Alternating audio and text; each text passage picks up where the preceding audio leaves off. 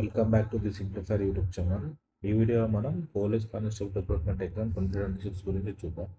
దీంట్లో మనకి present vacancy వచ్చేసరికి 7139 ఉన్నాయి. దీంట్లో సివిల్ పోలీస్ ఉంది, అది మెజారిటీ ఆఫ్ పోస్టులు దీంట్లో ఉంటాయి. సివిల్లో ఇది డిస్టిక్ లెవెల్ పోస్ట్ ఉంది. దీని తర్వాత ఏఆర్ ఉంటుంది, ఏఆర్ కూడా డిస్టిక్ క్యాడరే. నెక్స్ట్ దీని తర్వాత ఎస్ఏఆర్ సిపిఎల్ ఉంటుంది, ఇది state level cadre. Next SPF అని ఉంటుంది, స్పెషల్ ప్రొటెక్షన్ ఫోర్స్, ఇది స్టేట్ లెవెల్ క్యాడర్. దీంట్లో 38 పోస్టులు ఉన్నాయి. దీంట్లో స్టేట్లో ఉన్న ప్రతి క్యాండిడేట్ ఎలిజిబుల్. నెక్స్ట్ దీని తర్వాత ఫైర్ కానిస్టేబుల్ ఉంది, దీన్ని ఫైర్మెన్ అంటాం, ఇది డిస్టిక్ క్యాడర్, ఇది 750 పోస్టులు ఉన్నాయి. నెక్స్ట్ దీని తర్వాత వార్డర్ మేల్ ఉంటుంది, అలాగే వార్డర్ ఫీమేల్ ఉంటుంది, ఇది ఏంటంటే సిడిసి పోస్టులు. నెక్స్ట్ తర్వాత అదే కానిస్టేబుల్ మెకానిక్ ఉంటుంది, కానిస్టేబుల్ డ్రైవర్ కూడా ఉంటుంది, ఇది ఓన్లీ మెన్కే. దీంట్లో ఉమెన్ రిజర్వేషన్ వచ్చేసరికి సివిల్ పోస్టులలో 1/3 పోస్టులు అనేది ఉమెన్కే రిజర్వ్ చేయబడి ఉంటాయి. అలాగే ఏఆర్లో అయితే 110 పోస్టులు ఉమెన్కి రిజర్వ్ ఉంటాయి. అలాగే వార్డర్ ఫీమేల్ అనే పోస్టులు ఉన్నాయి కదా, అది ఓన్లీ ఫీమేల్కే ఎలిజిబుల్ అవుతారు. నెక్స్ట్ దీని తర్వాత మనకి పే చూస్తే, పే వచ్చేసరికి ఫస్ట్ ట్రైనింగ్ పీరియడ్లో స్టైపెండ్ అని ఉంటుంది. స్టైపెండ్ అంటే అరౌండ్ 8,000 వరకు వస్తుంది. అదేంటంటే మనకు ట్రైనింగ్లో ఉన్న బేసిక్ నీడ్స్కి పర్చేజ్ చేయడానికి యూజ్ అవుతుంది. దాని తర్వాత శాలరీ వచ్చేసరికి ఇది స్కేల్ 24,280 అనేది స్కేల్ ఉంది. అంటే మనకు అంటే కట్టింగ్స్ అన్ని పోయినా కూడా 30,000 అనే శాలరీ వస్తుంది, అంటే in hand salary. Local reservation rule ఏంటంటే దీంట్లో 95% ఆఫ్ వేకెన్సీస్ అనేది లోకల్ వాళ్ళకి రిజర్వ్ అవుతాయి అన్నట్టు. దీంట్లో ఎగ్జాంపుల్ ఇప్పుడు సివిల్ పోస్టులు తీసుకున్నామనుకో, అది డిస్టిక్ క్యాడర్ కదా, ఆ డిస్టిక్లో ఉన్న వాళ్ళకి 95% ఉంటుంది. రిమైనింగ్ అదర్స్ ఈ 5%లో కంపీట్ చేయొచ్చు, అంటే పోటీ చేయొచ్చు అన్నట్టు ఈ 5%లో. అలాగే ఇప్పుడు స్టేట్ లెవెల్ పోస్టులు ఉన్నాయనుకో, ఎస్పీఎఫ్ స్టేట్ లెవెల్ క్యాడర్ కదా, దాంట్లో 95% అనేది స్టేట్లో ఉన్న తెలంగాణ స్టేట్లో ఉన్న వాళ్ళు ఎలిజిబుల్ అవుతారు. ఈ రిమైనింగ్ 5%కి ఎవరైనా ఎలిజిబుల్ అవుతారు, అంటే అదర్ స్టేట్ వాళ్ళు కూడా ఎలిజిబుల్ అవుతారు.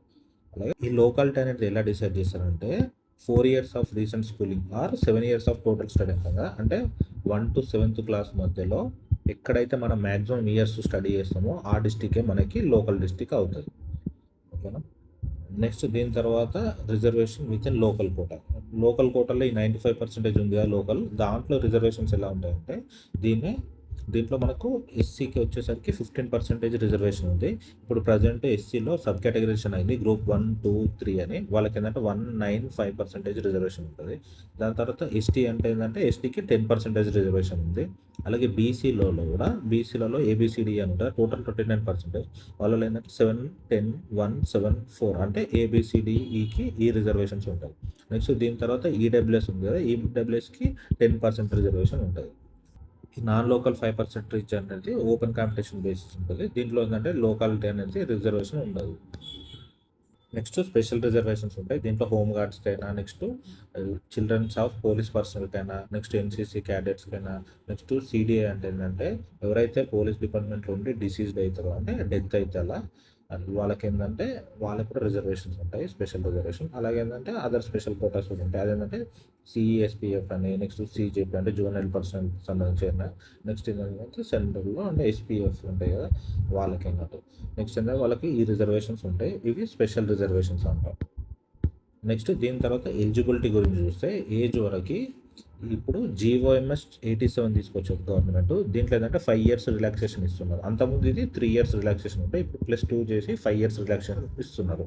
సో కానిస్టేబుల్ జనరల్ క్యాండిడేట్స్ ఎవరైతే ఉంటారో జనరల్ కేటగిరీలో వాళ్ళకి మ్యాక్సిమం ఇయర్స్ అంటే ఎలిజిబిలిటీ 27 years.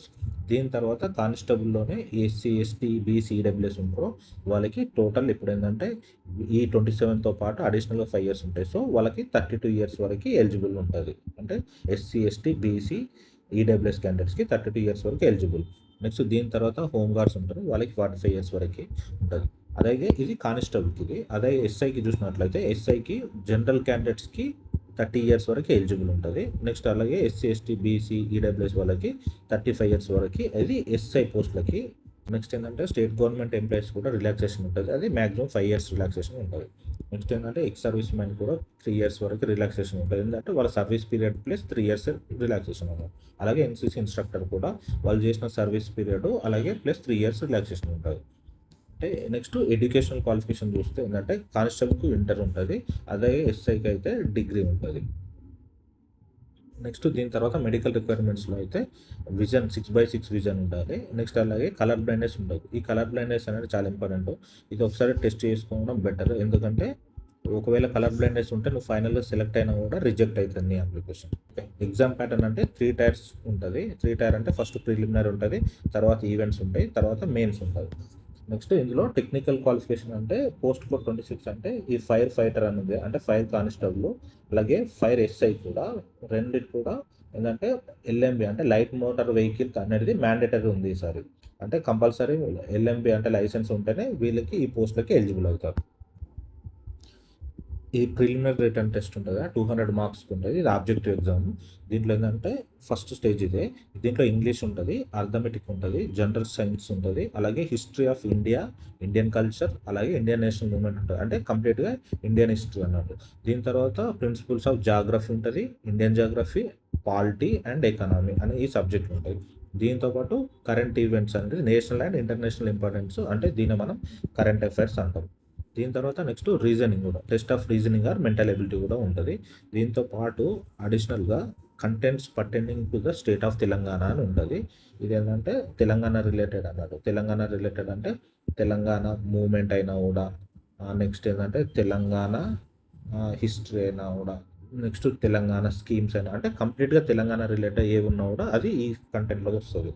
నెక్స్ట్ ఏంటంటే దీంట్లో ఈసారి తీసుకొచ్చిన చేంజ్ ఏంటంటే మినిమం మార్క్స్ ఉంటాయి కదా ప్రిలిమినరీలో, అది మినిమం అనేది 30% రావాలి ఓసీలకు అయితే, అంటే ఈడబ్ల్యూఎస్ కూడా 25% బీసీస్కి, అలాగే 20% అంటే ఎస్సీ ఎస్టీ అంటే ఎక్స్ సర్వీస్మెన్ హోమ్ గార్డ్స్ ఉంటారు, ఇలా 20% అయితే మినిమం మార్క్స్ రావాలి. ఇందులో ప్రిలిమ్లో మినిమం మార్క్స్ వచ్చిన తర్వాతనే కన్సిడర్ చేస్తారు అన్నట్టు నెక్స్ట్ స్టేజ్కి. అదే 30% ఫర్ ఓసీస్ ఇంక్లూడింగ్ ఈడబ్ల్యూఎస్ కదా, అంటే వీళ్ళకి 60 మార్క్స్ రావాలి ప్రిలిమ్స్లో, అంటే 200 మార్క్స్ ఉంటుంది కదా, దాంట్లో 60 మార్క్స్ మినిమం రావాలి. నెక్స్ట్ దీని తర్వాత బీసీలకు అయితే 25% అంటే 50 మార్క్స్ రావాలి మినిమం, అలాగే ఎస్సీ ఎస్టీలకు ఎక్స్ సర్వీస్మెన్ హోమ్ గార్డ్స్కి వీళ్ళకి ఏంటంటే మినిమం 40 మార్క్స్ రావాలి ప్రిలిమ్స్లో. నెక్స్ట్ దీని తర్వాత స్టేజ్ 2 ఉంటుంది. స్టేజ్ 2లో ఏంటంటే ఫిజికల్ ఎఫిషియన్సీ టెస్ట్ అంటాం మనం, అది ఈవెంట్స్ అంటాం కదా, ఫిజికల్ మెజర్మెంట్స్ ఉంటుంది. దీంట్లో ఏంటంటే ఫస్ట్ ఈ టెస్ట్లో ఏం చేస్తారంటే ఫస్ట్ హైట్ మెజర్ చేస్తారు. హైట్ ఏంటంటే 167.6 సెంటీమీటర్స్ ఉండాలి మెన్కి అయితే. ఇది ఏజెంట్స్లో ఉన్న ఎస్టీలకి రిలాక్సేషన్ ఉంటుంది, అది 160 ఉన్నా కూడా ఓకే. నెక్స్ట్ ఉమెన్కి వస్తే 152.5 సెంటీమీటర్స్ ఉండాలి, అదే ఏజెంట్స్లో ఉన్న ఉమెన్ 150 సెంటీమీటర్స్ ఉన్నా కూడా ఎలిజిబుల్ అవుతారు. ఈ హైట్ అనేది క్వాలిఫైయింగ్, అంటే ఇది ఫస్ట్ టెస్ట్ చేస్తారు. దీని తర్వాత నెక్స్ట్ రన్నింగ్ అని ఉంటుంది, ఇది మెరిట్ బేస్డ్ అన్నట్టు. దీంట్లో 1600 మీటర్స్ ఉంటుంది రన్నింగ్, దీన్ని 7 minutes 15 seconds లోపు కంప్లీట్ చేయాలి. అదే 9 minutes 30 seconds ఉంటుంది ఎవరికంటే ఎక్స్ సర్వీస్ మెన్లకి 9 minutes 30 secondsలో కంప్లీట్ చేయొచ్చు అన్నట్టు. నెక్స్ట్ ఉమెన్కి అయితే 800 మీటర్స్ ఉంటుంది, మెన్కు 1600 మీటర్స్ కదా, ఉమెన్కి 800 మీటర్స్ ఉంటుంది, ఇది 5 minutes 20 secondsలో కంప్లీట్ చేయాలి. నెక్స్ట్ ఏంటంటే ఇది క్వాలిఫైయింగ్ ఉంటుంది కొన్ని పోస్టులకి, అంటే సివిల్కి ఫైర్కి ఏంటంటే ఇది కానిస్టేబుల్ పోస్టులకి ఇది క్వాలిఫైయింగ్ అన్నట్టు. నెక్స్ట్ ఏంటంటే స్కోరింగ్ కూడా ఉంటుంది, ఏంటంటే ఇప్పుడు ఏఆర్కైనా ఎస్సీఆర్ సిపిఎల్ ఈ పోస్టులకి ఏంటంటే దీంట్లో వచ్చిన మెరిట్ని కన్సిడర్ చేస్తారు. తర్వాత లాంగ్ జంప్ ఉంటుంది, ఇది ఓన్లీ క్వాలిఫైయింగే, ఇది ఏంటంటే 4 meters క్వాలిఫై ఉంటుంది. నెక్స్ట్ ఏంటంటే దీంట్లో ఎక్స్ సర్వీస్ మెన్కి 3.5 meters ఉంటుంది. నెక్స్ట్ ఉమెన్కి అయితే 2.5 meters ఉంటుంది లాంగ్ జంప్ క్వాలిఫై. నెక్స్ట్ ఏంటంటే షార్ట్ పుట్ ఉంటుంది, ఇది షార్ట్ పుట్ వెయిట్ వచ్చి 7.26 kg ఉంటుంది, అది 6 meters త్రో చేయాలి. అది ఉమెన్కి వచ్చేసరి 4 kg ఉంటుంది, అది 4 meters త్రో చేయాల్సి వస్తుంది. ఇవి ఏంటంటే లాంగ్ జంప్ అయినా షార్ట్ పుట్ అయినా ఇది జస్ట్ క్వాలిఫైయింగ్. రన్నింగ్లో అది కూడా కొన్ని పోస్టులకు మాత్రం మెరిట్ చూస్తారు. దీని తర్వాత సింపుల్గా చెప్పాలంటే ఇది మెన్కి 1600 మీటర్స్ ఉంటుంది, అది 7 minutes 15 secondsలో కంప్లీట్ చేయాలి. 4 minutes లాంగ్ జంప్ ఉంటుంది, అలాగే 6 meters షార్ట్ పుట్ ఉంటుంది. ఇవి రెండు అనేది జస్ట్ ఏంటంటే ఇవి రెండు క్వాలిఫైయింగ్ అన్నట్టు, ఇది ఏంటంటే దీంట్లో మెరిట్ కూడా కన్సిడర్ చేస్తారు అన్నట్టు. నెక్స్ట్ ఉమెన్కి వచ్చేసరికి 800 meters రన్నింగ్ ఉంటుంది, ఇది 5 minutes 20 secondsలో కంప్లీట్ చేయాలి. అలాగే 2.5 meters లాంగ్ జంప్ ఉంటుంది, అలాగే 4 meters షార్ట్ పుట్ ఉంటుంది, ఇది ఉమెన్కి. వీళ్ళకి కూడా అంతే, లాంగ్ జంప్ షార్ట్ పుట్ అనేది క్వాలిఫైయింగే. నెక్స్ట్ ఈ రన్నింగ్ అనేది దీంట్లో వచ్చిన మార్క్స్ని మెరిట్ లెక్క చూసి ఫైనల్ రిటర్న్ ఎగ్జామ్కి మార్క్స్ కలిపి ఫైనల్ లిస్ట్ వస్తుంది. ఇక్కడ నోట్ ఏంటంటే మనకి రన్నింగ్ ఉంటుంది కదా 1600 మీటర్స్ అయినా, అదే ఉమెన్కి అయితే 800 మీటర్స్ ఉంటుంది కదా, దాంట్లో సివిల్ అయినా నెక్స్ట్ ఫైర్ అయినా అలాగే జైల్ డిపార్ట్మెంట్స్లో వార్డర్ అని ఉంది కదా, ఈ పోస్టులకి అంటే ఈవెంట్స్లో వచ్చిన మార్క్స్ కన్సిడర్ చెయ్యరు. నెక్స్ట్ ఏంటంటే రిమైనింగ్ పోస్టులు ఉన్నాయి కదా, అంటే ఏఆర్ కానీ ఎస్సీఆర్ సిపిఎల్ కానీ ఈ పోస్టులకి ఏంటంటే నెక్స్ట్ ఎస్పీఎఫ్ కానీ దీంట్లో ఈవెంట్స్లో వచ్చిన మార్క్స్ కన్సిడర్ చేస్తారు. ఈవెంట్స్లో క్వాలిఫై అయిన వాళ్ళే నెక్స్ట్ ఫైనల్ రిటర్న్ ఎగ్జామ్కి ఎలిజిబుల్ అవుతారు. ఫైనల్ రిటర్న్ ఎగ్జామినేషన్ అంటే 200 మార్క్స్ ఉంటాయి. ఇది కూడా ఆబ్జెక్టివే. దీంట్లో ప్రిలిమ్స్‌లో ఉన్న సిలబస్ సేమ్ ఉంటది. అడిషనల్‌గా ఏముంటదంటే పర్సనల్ టెస్ట్ అని ఉంటది. దీంట్లో ఏం క్వెషన్స్ అంటే ఎథిక్స్ గురించి, sensitive to gender and weaker sections గురించి, అలాగే సోషల్ అవేర్‌నెస్ గురించి, అలాగే ఎమోషనల్ ఇంటెలిజెన్స్ క్వెషన్స్. ఇది అడిషనల్‌గా ఫైనల్ ఎగ్జామ్‌లో మాత్రమే ఉంటది. దీని తర్వాత మనం అంటే ఇంతకుముందు చూసిందంతా కానిస్టేబుల్ ఎగ్జామ్ గురించి. ఇప్పుడు ఎస్ఐ ఎగ్జామ్ గురించి చూసినట్లయితే మనకి ఎస్ఐలో వేకెన్సీ సివిల్ అయినా, ఏఆర్ అయినా, ఎస్సీఆర్‌సీపీఎల్, అలాగే టీజీఎస్పీ, అలాగే ఎస్పీఎఫ్, అలాగే ఫైర్, నెక్స్ట్ జైలర్ వేకెన్సీ ఉంది. దీంట్లో కూడా ఉమెన్‌కి civil, next AR and jailer ఉంది కదా! దాంట్లో ఉమెన్ అని ఉంది కదా! ఆ పోస్టులకి వీళ్ళు ఉమెన్ ఎలిజిబుల్ అవుతారు. నెక్స్ట్ దీంట్లో మనకి ఎస్ఐ ఎగ్జామ్‌లో ప్రిలిమ్స్‌లో ఏమంటే 200 మార్క్స్ ఉంటుంది. దీంట్లో డిఫరెన్స్ ఏంటంటే 100 మార్క్స్ అనేది యాప్టిట్యూడ్ ఉంటుంది. నెక్స్ట్ 100 మార్క్స్ అనేది జీఎస్ అంటే జనరల్ స్టడీస్ అనేవి ఉంటాయి అన్నట్టు. నెక్స్ట్ దీని తర్వాత అదే ఫైనల్ రిటర్న్ ఎగ్జామ్ మెయిన్స్ ఉంది కదా! మెయిన్స్‌లో ఎలా ఉంటుందంటే ఎస్ఐకి ఇంగ్లీష్ పేపర్ 1 అనేది ఇంగ్లీషు, పేపర్ 2 అనేది తెలుగు ఉంటాయి. ఇవి 2 క్వాలిఫైయింగ్ పేపర్లు. దీంట్లో 100 మార్క్స్‌కి ఉంటుంది. దాంట్లో 25 అనేది ఆబ్జెక్టివ్ ఉంటుంది. 75 అనేది డిస్క్రిప్ట్ అంటే రిటర్న్ ఉంటుంది. 25 అనేది జస్ట్ ఆప్షన్స్ ఉంటాయి. సేమ్ అలాగే తెలుగుకైనా, ఇంగ్లీష్‌కైనా. అంటే ఇవి 2 కూడా క్వాలిఫైయింగ్ నేచర్. నెక్స్ట్ దీని తర్వాత పేపర్ 3 అని ఉంటుంది. పేపర్ 4 ఉంటాయి. పేపర్ 3లోనేమో అర్థమెటిక్, రీజనింగ్ ఉంటుంది కదా! ఇది 200 మార్క్స్‌కి ఉంటుంది. అలాగే జనరల్ స్టడీస్ జీఎస్ ఉంటుంది కదా! History, polity, economy, next geography ఇవన్నీ 200 మార్క్స్‌కి ఉంటుంది. 200 మార్క్స్ ఏమో అర్థమెటిక్ అండ్ రీజనింగ్ ఉంటుంది. సో కానిస్టేబుల్‌తో కంపేర్ చేస్తే ఎస్ఐకి ఫైనల్ రిటర్న్ ఎగ్జామ్ అంటే 4 పేపర్స్ ఉంటాయి. ఓకేనా? అదే కానిస్టేబుల్‌కి అయితే జస్ట్ 1 పేపరే ఉంటుంది. 200 marks. Next final return exam ఉంటుంది. దీంట్లో కూడా మినిమం క్వాలిఫైయింగ్ మార్క్స్ అని ఉంటాయి. నెక్స్ట్ దీని తర్వాత వెయిటేజ్ ఆఫ్ మార్క్స్ అంటే ఎట్లా చూస్తామంటే పర్మనెంట్ ఎల్ఎంవి డ్రైవింగ్ లైసెన్స్ ఉంటుంది కదా! ఎస్ఐకైనా ఈసారి ఎస్ఐలో అయినా, కానిస్టేబుల్ అయినా, ఫైర్ డిపార్ట్మెంట్లో ఫైర్ కానిస్టేబుల్ అయినా, ఫైర్ ఎస్ఐ అయినా కూడా ఇది డ్రైవింగ్ లైసెన్స్ మ్యాండేటరీ చేశారు. అదే రిమైనింగ్ పోస్టులకి ఏంటంటే దీంట్లో వచ్చిన అంటే రిమైనింగ్ పోస్టులో కూడా ఏఆర్, ఎస్ఏఆర్‌సీపీఎల్, నెక్స్ట్ ఎస్పీఎఫ్ ఇట్లా పోస్టులు ఉన్నాయి కదా! ఈ పోస్టులలో ఏంటంటే డ్రైవింగ్ లైసెన్స్ ఉన్నోళ్ళు 3 మార్క్స్ అడిషనల్‌గా కలుపుతారన్నమాట. ఫైనల్ సెలక్షన్ క్రైటీరియాలో ఏంటంటే సివిల్ అయినా, ఫైర్ అయినా, ప్రిజన్స్ అని ఈ 3 డిపార్ట్మెంట్స్‌లో మనకేంటంటే రిటర్న్ ఎగ్జామ్‌లో వచ్చిన మార్క్స్ మాత్రమే కన్సిడర్ చేసి మనకి ఫైనల్ సెలక్షన్ ఉంటుంది. అలాగే రిమైనింగ్ పోస్టులు ఉన్నాయో ఏవైతే ఏఆర్ గానీ, ఎస్సీఆర్‌సీపీఎల్ గానీ, నెక్స్ట్ ఏంటంటే ఎస్పీఎఫ్ గానీ ఈ పోస్టులకి ఏంటంటే ఫైనల్ రిటర్న్ ఎగ్జామ్‌లో మార్క్స్‌ని చూస్తారు. అలాగే పీఈటీ అంటే మనకు ఈవెంట్స్‌లో వచ్చిన మార్క్స్ కూడా కన్సిడర్ చేస్తారు. అలాగే డ్రైవింగ్ లైసెన్స్ వెయిటేజ్ కూడా చూస్తారు. ఇవన్నీ చూసిన తర్వాత ఈ రిమైనింగ్ పోస్టులకి ఫైనల్ సెలక్షన్ లిస్ట్ ఉంటదండి. మనకు నార్మలైజేషన్ అని వింటుంటాం. అంటే పీఈటీ నార్మలైజేషన్ చేస్తారు. ఎందుకంటే మేల్ వర్సెస్ ఫీమేల్ ఫెయిర్‌నెస్ గురించి చేస్తారు. ఇది ఎలా చేస్తారంటే ఒక డేలో టాప్ 0.1% అయినా లేకుంటే టాప్ 10 మెంబర్స్ అయినా ఏది హైయెస్ట్ ఉంటది వాళ్ళని కన్సిడర్ చేసి రిమైనింగ్ క్యాండిడేట్స్‌కి మార్క్స్‌ని అనేది అవార్డ్ చేస్తారు. నెక్స్ట్ టై బ్రేక్ రూల్ ఉంటుంది. ఎప్పుడైతే ఇప్పుడు ఇద్దరు పర్సన్స్ ఉన్నారు. పర్సన్ ఏ, పర్సన్ బి ఇద్దరికి సేమ్ స్కోర్ వచ్చిందనుకో 120 వచ్చిందనుకో ఇద్దట్లో ఎవరికి జాబ్ ఇవ్వాలంటే అప్పుడు కన్సిడర్ చేస్తారు ఏంటంటే వాళ్ళ డేట్ ఆఫ్ బర్త్‌ని కన్సిడర్ చేస్తారు. ఎవరైతే ఏజ్ పెద్ద ఉంటారో వాళ్ళకి పోస్ట్‌ను అవార్డ్ చేస్తారు. మనకి కంక్లూజన్ ఏంటంటే ఫస్ట్ ప్రిలిమినరీ టెస్ట్ ఉంటుంది. దీంట్లో క్వాలిఫై అయిన వాళ్ళకి ఈవెంట్స్ ఉంటాయి. ఈవెంట్స్‌లో క్వాలిఫై అయిన వాళ్ళకి మెయిన్స్ ఉంటుంది.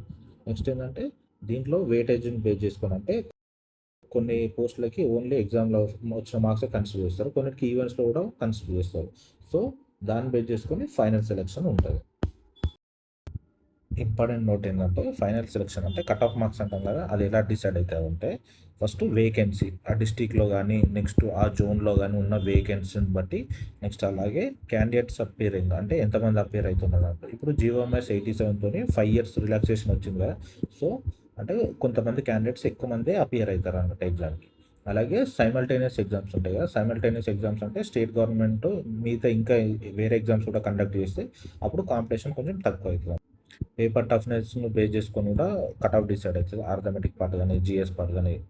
నెక్స్ట్ పీఈటీ ఉంది కదా! దీంట్లో నంబర్ ఆఫ్ క్వాలిఫైడ్ క్యాండిడేట్స్ ఎంతమంది క్వాలిఫైర్ అనేది. ఒకవేళ ఎక్కువ మంది క్వాలిఫై అయ్యారనుకో ఫైనల్ రిటర్న్ ఎగ్జామ్‌లో ఎక్కువ మార్క్స్ వస్తేనే అంటే కట్ ఆఫ్ ఎక్కువ ఉంటదన్నట్టు. తక్కువ మంది క్వాలిఫై అయ్యారనుకో కట్ ఆఫ్ తక్కువ ఉంటది. నెక్స్ట్ రిజర్వేషన్స్ ఉంటాయి. దీంట్లో ఏంటంటే లోకల్ రిజర్వేషన్ అయినా, నెక్స్ట్ కమ్యూనిటీ రిజర్వేషన్స్ అయినా ఉన్న వాళ్ళకి కట్ ఆఫ్ మార్క్స్ కొంచెం తక్కువనే ఉంటాయి. నెక్స్ట్ దీని తర్వాత డిస్ట్రిక్ట్ యూ బిలాంగ్ టు అంటే కొన్ని డిస్ట్రిక్ట్‌లలో కట్ ఆఫ్ తక్కువ ఉంటాయి. ఎందుకంటే ఆ డిస్ట్రిక్ట్‌లలో ఇప్పుడు ప్రెజెంట్ పోస్టులు ఎక్కువ ఉన్నాయనుకో అప్పుడు సో కట్ ఆఫ్ అనేది తగ్గుతదన్నమాట. Timeline between the exams అంటే ఏంటంటే ఇప్పుడు ప్రిలిమినరీ రిటర్న్ ఎగ్జామ్కి నెక్స్ట్ ఈవెంట్స్కి అలాగే ఫైనల్ రిటర్న్ ఎగ్జామ్ ఉంది కదా, ఈ మూడిట్లో సఫిషియంట్ టైం ఇచ్చారు అనుకో, ఇప్పుడు ఈవెంట్స్లో వీక్ ఉన్న వారికి ఇక్కడ టైం ఎక్కువ ఉంటే వాళ్ళు గెట్ ఇన్ అవుతారు, అలాగే మెయిన్స్లో రిటర్న్ ఎగ్జామ్లో వీక్ ఉన్న వరకు వాళ్ళకి ఇక్కడ టైం ఎక్కువ వస్తే వాళ్ళకి ఏంటంటే సెలెక్షన్ అనేది ఎక్కువ ఉంటుంది అన్నట్టు, అంటే స్కోప్ ఎక్కువ ఉంటుంది. సో కట్ ఆఫ్ అనేది ఇన్ని ఫ్యాక్టర్స్ పైన డిసైడ్ అవుతారు. జస్ట్ మనం బ్లైండ్గా ఈ డిస్టిక్లో నెక్స్ట్ ఈ కేటగిరీకి ఇంత కట్ ఆఫ్ ఉంటుందని చెప్పలేము అన్నట్టు. So all the best, thank you.